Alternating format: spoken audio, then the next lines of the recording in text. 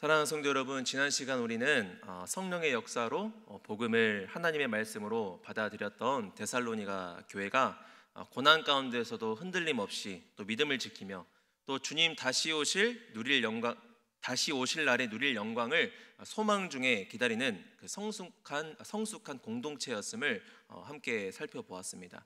이어서 오늘 본문은요, 바울이 이제 데살로니가를 떠났지 않습니까? 이제 떠난 이후 왜 다시 이 데살로니가로 돌아가지 못했는지에 대한 이유를 설명하는 대목입니다. 그러나 이 본문은 단순한 변호문이 아닙니다. 오히려 데살로니가 성도들을 향한 바울의 깊은 사랑과 애절한 그리움이 고스란히 묻어나는 고백이라고도 할 수 있습니다. 오늘 우리는 이 고백 속에서 사도 바울의 이 교회를 향한 심정과 또 복음 공동체를 향한 그의 뜨거운 마음을 함께 살펴보고자 합니다. 먼저 본문 17절을 보면요, 바울이 성도들을 떠난 것이 얼굴이지 마음이 아니라고 고백하고 있습니다. 우리가 이전에도 살펴보았듯이 바울이 이 데살로니가 이 교회를 떠남으로 말미암아서 생길 수 있었던 여러 가지 문제가 있었지 않았습니까? 그의 부재 속에서 유대인들이 이 성도들을 충동질하여서 바울이 너희를 버렸다, 바울이 너희를 버리고 떠났다, 이렇게 도망쳤다는 오해를 키울 수 있었던 그런 가능성이 있었고, 또 바울에게 가했던 그 박해처럼 성도들에게도 실질적으로 그런 대적할 가능성이 있었습니다. 그래서 바울에는 마음 한켠에 그런 근심과 걱정이 있었던 것이죠. 그런데 이러한 가능성을 뛰어넘어서 믿음을 굳건히 지키는 성도들을 보면서 바울은 그의 부재 속에서도 성도들을 향한 사랑과 기쁨을 그 본문을 통하여서 이 편지 형식을 통해서 그 마음을 보여주고 있습니다. 특히 오늘 본문을 살펴보니까 바울이 떠났다라는 표현을 사용하고 있는데요. 여러분, 여기서 이 떠남이라는 이 원어의 의미를 보니까 강제로 떼어놓다, 고아처럼 만들다, 상실의 아픔을 겪게 하다, 이런 뜻을 가지고 있습니다. 무엇을 말합니까? 바울이 성도들과 헤어짐으로 인하여서 가슴이 아프고 또 억지로 단절된 그런 슬픔을 비탄의 그런 언어로 지금 표현하고 있는 것입니다. 그러니까 마치 부모가 어린 자녀를 두고 억지로 떨어지게 된 상황, 또는 자녀가 갑자기 고아가 된 그러한 상황처럼 바울은 이 성도들과 헤어진 그 이별의 아픔을, 고통을 묘사하고 있는 것입니다. 이 떠남의 의미를 통해서요. 여러분, 고아가 누구입니까? 당시 고아는 단순히 외로운 존재만을 말하는 것이 아닙니다. 법적으로도 사회적으로도 굉장히 취약한 계층이 바로 고아였죠. 사실 이는 오늘날도 마찬가지지 않습니까? 오늘날에도 고아는 그의 인생을 살아가기 힘들 것이며 더 멀리 과거로 더 올라갈지라도 변하지 않는 사실입니다. 가장 취약한 계층, 바로 고아인 것이지요. 사실 이 유대인들에게 있어서 이방인들은 어떤 존재였습니까? 부정한 존재였고 개돼지로 여겨지던 그런 존재였지 않습니까? 그런데 그러한 개돼지들이, 그러한 이방인 부정한 존재들이 예수님으로 인하여서 하나님의 자녀가 되었다, 이 말이 어떻게 그들이 수용할 수 있는 그런 말이 될 수 있었겠습니까? 분명히 그들에게는 치욕적인 그런 일이었을 것입니다. 선민 사상에 대한 모독이었고, 또 율법의 권위가 무시되는 것이었고, 또 그들의 특권에 대한 도전이었습니다. 그래서 유대인들은 단순히 불편함을 뛰어넘어서 분노하고 날뛰었고, 또 바울을 죽이려고 했지 않습니까? 또 그 복음에 가담한 자를 실질적으로 박해도 했습니다. 그러니까 그들에게 복음이라는 것은 좋은 소식이 아니라 나쁜 소식이었던 것이죠. 그래서 바울에게 있어서 이 데살로니가 교회의 성도들은 이 위험, 이 유대인들로 인하여서 발생할 수 있는 이 위험에 혼자 덩그러니 서 있는 고아와 같이 이 데살로니가 교회 성도들을 여기고 있었다라는 것입니다. 그런데 바울은 이러한 위험 속에서 성도들을 가만히 두지 않았습니다. 또 자기 스스로도 가만히 있지 않았습니다. 특히 성도들을 만나기 위해서 오늘 본문을 보니까 열정을 다했다, 힘써서 모든 것을 했다고 고백하고 있는데요. 이는 마치 부모가 떨어진 자녀를 그리워하듯이 성도들과의 그런 간절한 재회를 소망하면서 구체적이고 적극적인 행동을 취했다라는 뜻입니다. 물론 오늘 본문이 무엇을 그렇게 구체적으로 일을 했는지 말해주고 있지는 않지만 이제 3장에서는 이제 바울이 어떤 행동을 취하는 것이 나타나는데요. 그때 살펴보도록 하고요. 어찌됐든 우리가 지금 집중해야 할 것은 왜 도대체 바울은 성도들을 이렇게 고아처럼, 자녀처럼 여겼느냐라는 것입니다. 사실 바울이 이 데살로니가 지역에서 며칠을 사야겠는지, 몇 주를 사야겠는지 아직도 그런 학자들이 그런 의견이 분분합니다.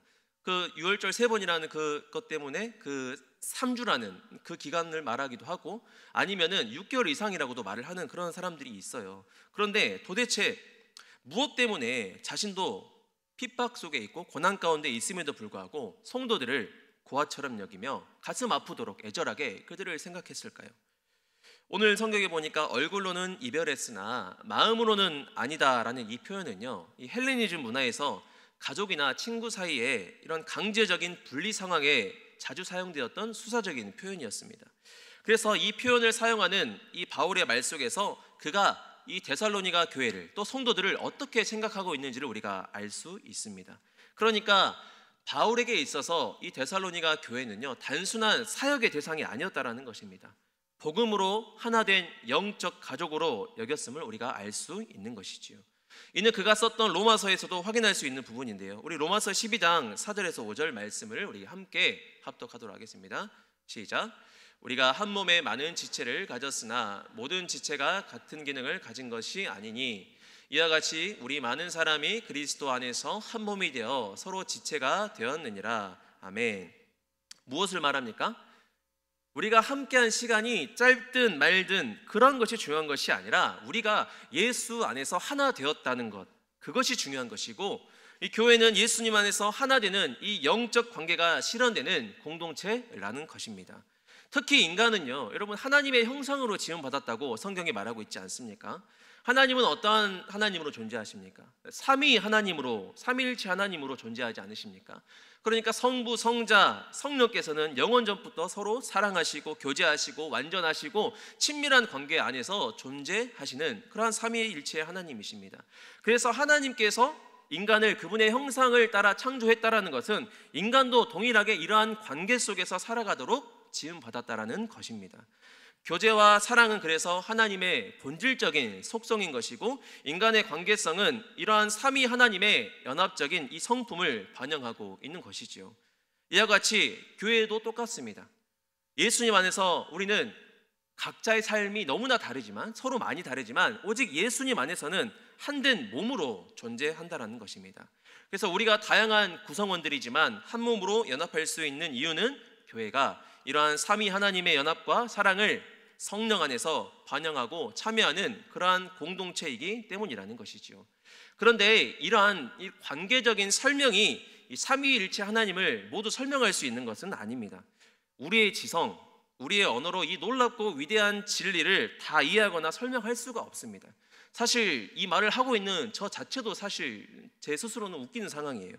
다만 관계와 사랑을 통하여서 그 진리, 그 삼위일체 하나님의 그 놀라우신 진리를 우리가 희미하게나마 볼 수 있다라는 것입니다. 그러므로 교회라는 것은 단순히 사람들 간의 그런 침묵, 그런 공간이 아니라 이러한 삼위 하나님의 하나되심과 그 사랑을 성령을 통해서 이 땅 가운데 구현하고 있는 은혜의 자리라는 것이죠. 그래서 바울은요, 이 데살로니가 성도들과의 단절을 이 고아와 같다, 떠났다는 이 표현을 통하여서 단순한 그런 정서적인 그런 아픔만을 표현한 것이 아니라 복음으로 하나된 이 공동체의 연합이 정말로 끊어진 듯이 그러한 아픔을 바울은 느끼고 있었던 것입니다. 그리고 바울은 우리라는 단어를 지금 오늘 성경 본문에서 5번이나 사용하고 있는데요, 이러한 소유격 대명사는요, 소유의 개념을 넘어서 감정적인 그런 연대감, 또 관계적인 유대를 보여주고 있습니다. 그래서 이 연합은 그 무엇으로도 끊어질 수 없지만, 그럼에도 고난 가운데 있는 성도들을 생각하면서 단절과도 같은 아픔을 바울은 느끼고 있었던 것입니다. 사랑하는 성도 여러분, 이처럼요, 교회라는 것은 단순히 종교 활동을 하는 공간이 아닙니다.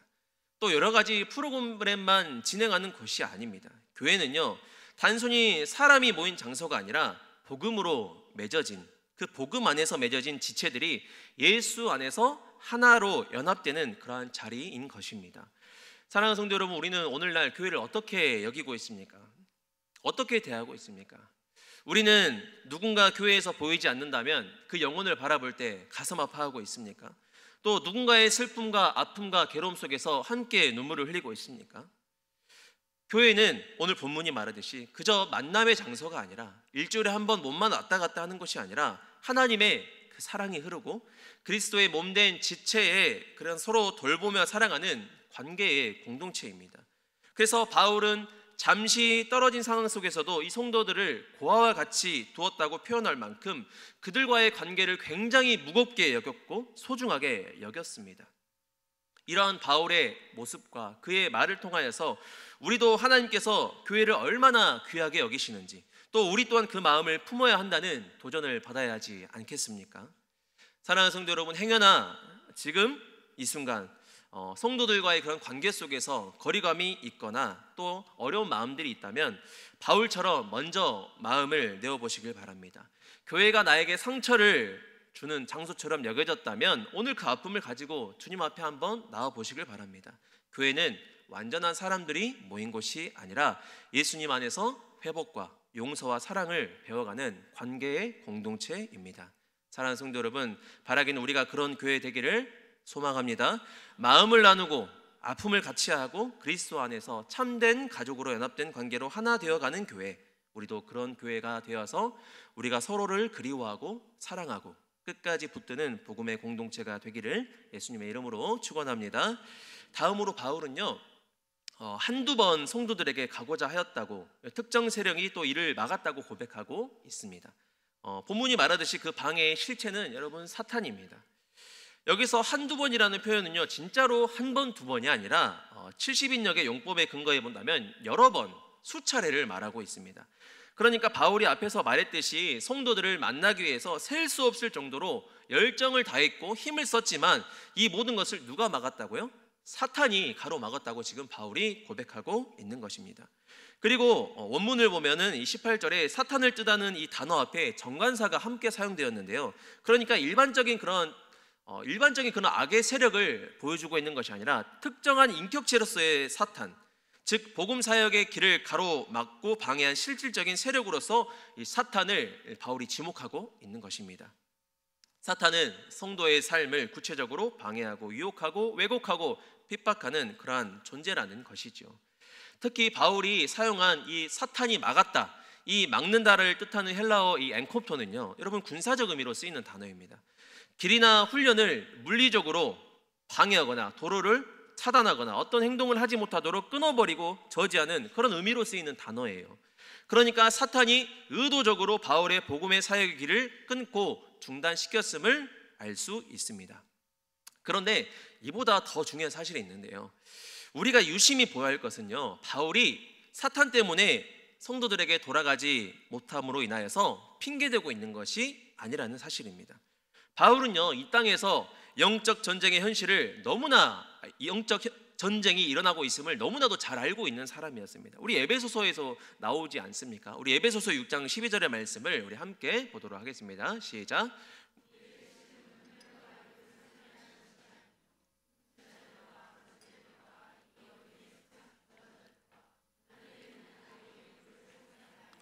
아멘. 여러분, 이 모든 악한 세력으로부터 승리하신 분이 누구이십니까? 예수님이십니다. 그러면 이 승리의 예수님을 따르고 이 승리의 소식, 이 복음의 소식을 전하는 바울이 여러분 어찌 사탄 때문에 낙심할 수 있겠습니까? 어떻게 사탄 때문에 탄식할 수 있겠냐 말입니다. 바울에게 있어서 여러분 사탄은요, 하나님에 의해 통제당하는 존재이며 그 활동조차 하나님의 섭리 아래 제한받는다는 것을 분명히 알고 있는 그런 바울이었습니다. 사탄조차 하나님의 그런 허락 없이는 움직일 수 없는 존재라는 것이죠. 그래서 바울은 이러한 사탄의 방해와 또 그런 실제를 인정하고 있지만 하나님의 그러한 섭리 안에서 낙심하거나 무력해지지 않았습니다. 오히려 이러한 사탄의 방해로 인하여서 성도들에게 돌아가지 못한 상황이지만 이 또한 하나님의 때가 아직 이르지 않았다는 것을 인정하고 있다는 거예요. 그래서 그는 기도할 수밖에 없었던 겁니다. 하나님 앞에 기도할 수밖에 없었던 거예요. 떨어져 있는 영적 가족인 성도들을 생각하면서 가슴이 아파도 눈물이 나도 괴로워도 나는 계속해서 기도를 통하여서 하나님 아버지의 뜻에 순종하고 있었던 것이죠. 사랑하는 성도 여러분, 이처럼요, 사탄은 실제로 존재하고 있고요, 바울의 사역조차, 그 복음의 사역조차 여러 차례 막을 만큼 강하게 방해를 했습니다. 길을 막고 방향을 틀고 또 사역을 멈추게 하려고 했죠. 하지만 바울은 그러한 막힘 속에서도 낙심하지 않았습니다. 왜 그렇습니까? 모든 상황 속에서 그 모든 것들이 하나님의 주권 아래 있다는 사실을 분명히 알았고 또 이를 믿었기 때문입니다. 사단조차 하나님의 허락 없이는 아무것도 할 수 없는 것이지요. 사랑하는 성도 여러분, 이 고백이 오늘을 살아가는 우리에게도 큰 위로가 되지 않습니까? 우리도 하나님의 자녀로서 이 땅을 살아갈 때, 하나님의 말씀을 순종하면서 오늘의 하루를 살아갈 때 예상치 못한 그러한 막힘을 경험할 때가 많이 있습니다. 오늘 이 자리에서 예배하는 우리 성도님들의 인생 가운데서도 분명히 이러한 막힘이 있을 수 있어요. 아무리 애써도, 아무리 기도해도, 아무리 부르짖고 하나님을 우러러 보여도 길이 열리지 않을 때와 같은 때가 있습니다. 그럼에도 불구하고 그 막힘은 실패가 아니라 하나님의 섭리 안에서 이루어지고 있는 영적인 전쟁일 수 있다는 것입니다. 그래서 우리는 낙심하기보다 바울처럼 더욱더 기도하고 하나님의 때를 기다려야 합니다. 하나님의 뜻은 결코 사탄의 방해로 무너지지 않으며 주님의 계획은 반드시 이루어집니다. 지금의 막힘은 그래서 끝이 아니라 새로운 시작을 준비하는 아름다운 시간일 수도 있다는 것이죠. 사랑하는 성도 여러분, 오늘 바울이 사탄의 방해 속에서 성도들에게 돌아가지 못함으로 인해서 남긴 편지인 이 데살로니가 전서가 오늘 우리에게까지 전해지면서 영적인 그런 교훈을 주고 있지 않습니까? 다 이유가 있다라는 것입니다. 사랑하는 성도 여러분, 그러니 낙심되신 기도를, 포기되신 믿음을 선택하는 우리 모두가 되기를 예수님의 이름으로 축원합니다. 우리의 삶에 하나님의 뜻이 분명히 이루어지게 될 것을 믿습니다. 다음으로 바울은 이제 성도들을 향한 자신의 사랑을 다시 한번 강하게 표현을 하는데요. 우리 오늘 본문 19절에서 20절의 말씀을 함께 읽도록 하겠습니다. 시작.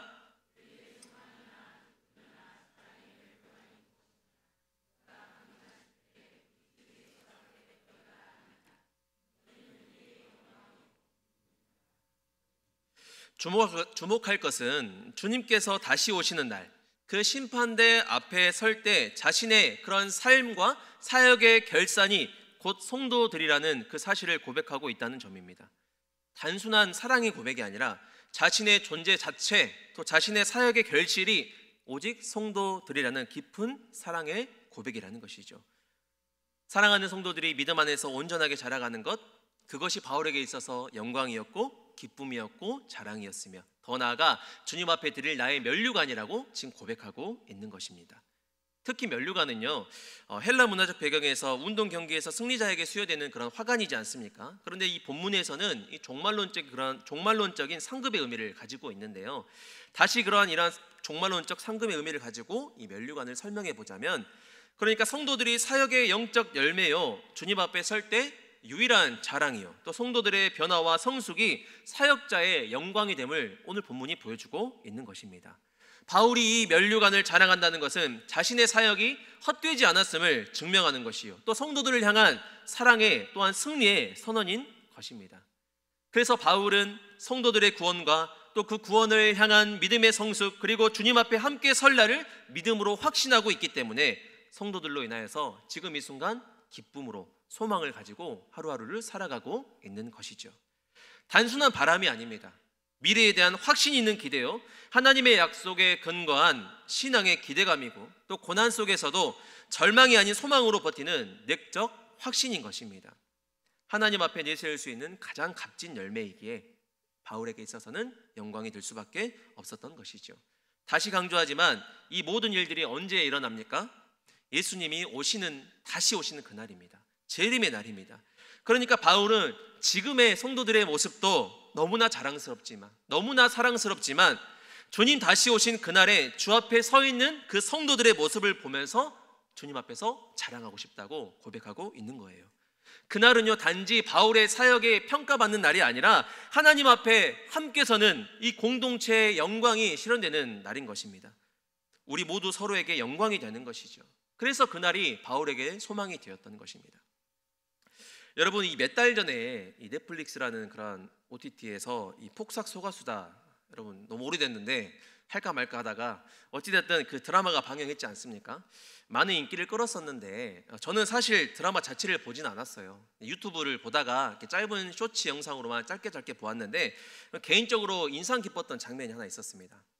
어떤 장면이었냐면 딸의 결혼식 장면이었는데 아버지가 이제 딸이 웨딩드레스를 입고 들어오는 그 장면을 혼자 이렇게 바라보고 있는데, 그 웨딩드레스를 입었던 그 딸이 어떤 모습으로 표현이 되냐면, 어린아이 있죠. 어린아이가 드레스를 입고, 또 이제 소녀가 드레스를 입고, 다시 이제 성인이 된 딸이 이렇게 드레스를 입은 모습이 나요. 그러니까 딸이 자라온 모든 날들을 상상하면서 아버지가 그 딸을 걸어오는 모습을 보면서 눈물을 흘리는 그런 장면이 있었습니다. 이 폭삭수가수다라는 이 드라마의 주된 이야기가 억척스럽게 힘들게 살아온 부부와 자녀들의 이야기였는데요. 이제 이 이야기와 이런 주된 이야기를 섞어서 보자면, 이 장면을 보면서 저는 이런 생각을 했습니다. 아버지가 단순히 생각했을 때 딸을 사위에게 주기 싫어서 그랬을까? 내 딸이 저런 녀석에게 시집 가니까 아쉬워서 서운해서 그랬을까? 단순히 이런 생각도 해봤어요. 왜 이게 또 일리가 있냐면, 저도 딸이 있지 않습니까? 5살짜리 딸이 있는데, 어린이집에서 이제 사진 하나씩 보내줘요. 어느 날 어떤 남자 사내 녀석하고 이렇게 끌어안고 막 행복하게 웃고 있는 그 모습을 보내줬는데, 저는 굉장히 이렇게 머리에서 막 스팀이 이렇게 이게 열이 막 올라오더라고요. 그 아이, 분명히 그 5살 걔도 아이인데 아이로 불려지지가 않아요. 이 녀석 봐라. 이런 마음이 들더라고요. 그러니까 그러니까 딸을 가진 아버지만이 느낄 수 있는 그런 감정이 있습니다. 어찌 됐든, 그런데 오늘 본문을 보면서 다시 한번 그 장면을 한번 제가 생각을 해봤는데요. 다시 한번 생각해 보니까 그런 이유가 아니었던 것 같아요. 단순한 이유, 그저 고마워서 감사해서 울었던 것 같습니다. 그 어려움과 고난 속에서도 잘 자라준 나의 딸, 이 세상 그 무엇과도 바꿀 수 없는 나의 자랑과도 같은 그 딸을 보면서 울지 않았겠습니까? 저는 이 장면을 보면서 바울이 말한 이 면류관의 이런 감정적인 실체를 잘 보여주는 것 같았습니다. 사랑하는 성도 여러분, 우리도 마찬가지입니다. 바울이 성도들을 보면서 너희는 나의 기쁨이요 자랑이요 면류관이다 라고 고백했던 것처럼요, 지금 우리 곁에도 여러분 면류관이 있습니다. 우리가 함께 예배드리고 있는 성도들, 삶을 함께하고 나누고 함께 울며 때로는 갈등하며 아파하면서도 함께 신앙의 길을 걸어가고 있는 우리의 지체들이 바로 우리의 면류관입니다. 기도의 제목을 함께 붙들며 눈물을 흘려준 나의 동역자들, 믿음이 연약할 때 붙들어준 공동체, 나의 자녀처럼 혹은 형제처럼 품고 기도해준 누군가가 나의 면류관입니다. 우리는 종종 사역의 성과나 삶의 성공으로 어떤 자신을 평가하려고 하지 않습니까? 그러나 하나님께서 마지막 날 우리 인생을 돌아보실 때 물으시는 것은 내가 얼마나 사랑했느냐, 너 누구와 함께 믿음의 길을 걸어왔느냐일 것입니다. 우리가 주님 다시 만나는 그날에 주 앞에 올려드릴 수 있는 최고의 자랑은 예수 그리스도의 의와 함께 그 의를 붙들고 함께 걸어온 한 사람, 한 영혼이라는 것이죠. 여러분, 청교도 목사였던 사무엘 리더포드는 이렇게 고백했습니다. 한 영혼이라도 그리스도의 오른편에서 나와 함께 한다면 나의 천국은 2배의 천국이 될 것이다. 그렇습니다. 주님 앞에 함께 서 있는 그날 우리의 기쁨은 단지 내 영혼의 구원뿐만이 아니라 다른 이들의 구원으로 인하여서 우리의 천국은 더욱더 아름답게 빛나게 될 것입니다. 사랑하는 성도 여러분, 혹시 여러분 곁에 있는 누군가 참 어렵게 느껴질 때가 있지 않습니까? 교회라고 해서 모두 다 척척 잘 맞는 건 아니니까요. 그런데 하나님은요, 그러한 잘 맞지 않는 관계 속에서도 하나님은 우리에게 사랑을 훈련하시고 또 믿음으로 바라보는 눈을 키워가게 하십니다.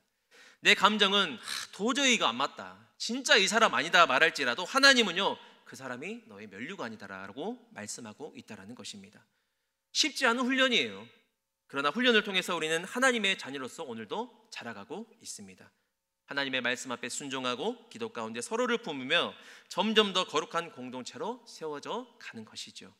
더 나아가 힘겨운 상황 속에서도 끝까지 믿음을 지키며 자라나는 이들이 있다면 여러분, 바로 그들이 우리의 자랑이요 면류관입니다.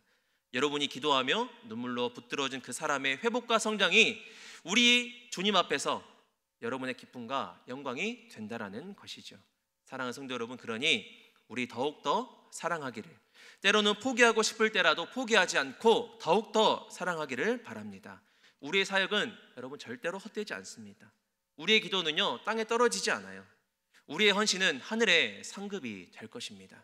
내 옆에 당신이 나의 면류관이고 나 또한 누군가의 면류관임을 믿기를 소망합니다. 여러분, 이제 말씀을 맺겠습니다. 사랑하는 성도 여러분, 교회는 그리스도 안에서 하나 된 영적 가족이고 공동체입니다. 사탄의 방해가 있을지라도 우리는 낙심하지 않고 사랑으로 끝내 승리할 줄을 믿습니다. 주님 다시 오시는 그날에 우리는 서로를 자랑하게 될 것입니다. 그날까지 어떠한 상황 속에서도 변치 않고 더욱더 서로를 사랑하고 귀하게 여기는 우리 모두가 되기를 예수님의 이름으로 축원합니다. 아멘. 우리 함께 찬양하고 기도하도록 하겠습니다.